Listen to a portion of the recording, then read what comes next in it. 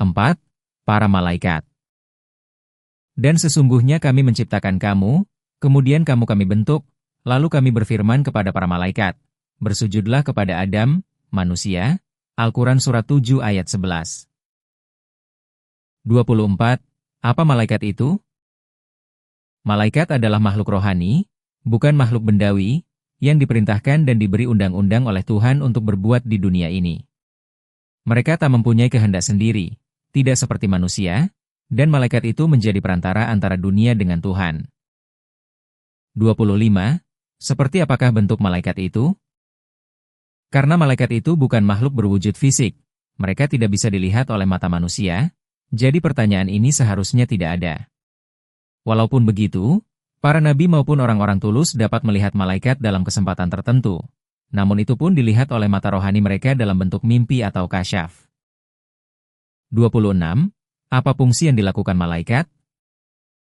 Ada dua macam, fungsi mereka di alam fisik, dan fungsi di alam perkembangan rohani manusia.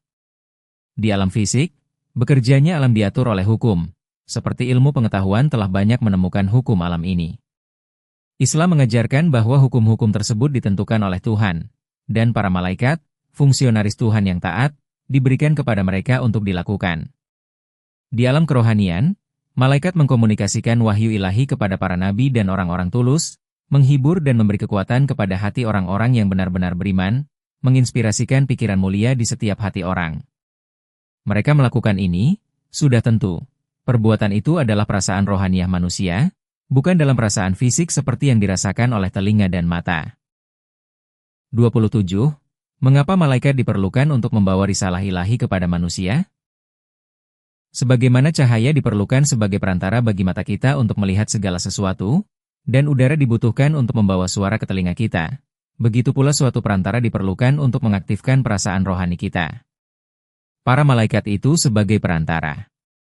Mereka membawa risalah ilahi kepada telinga dan mata rohani orang-orang tulus, dan juga melontarkan pikiran baik dan mulia ke hati semua orang.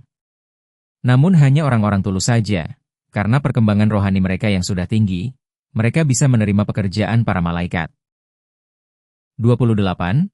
Adakah hal penting lainnya yang diberitahu oleh Islam tentang malaikat? Hal paling penting dicantumkan di dalam Quran Suci bahwa manusia telah diberikan kecakapan oleh Tuhan untuk menuntut ilmu segala sesuatu yang ada di alam semesta.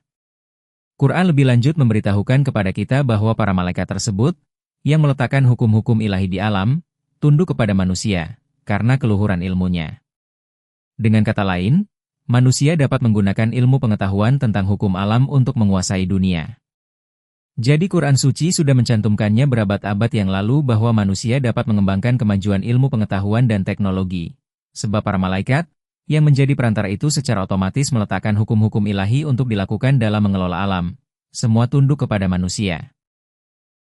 29. Adakah kunci yang bermanfaat beriman kepada malaikat? Seperti telah dijelaskan di awal mula, setiap keimanan dalam Islam menuntut setiap muslim untuk berbuat sesuatu dan positif.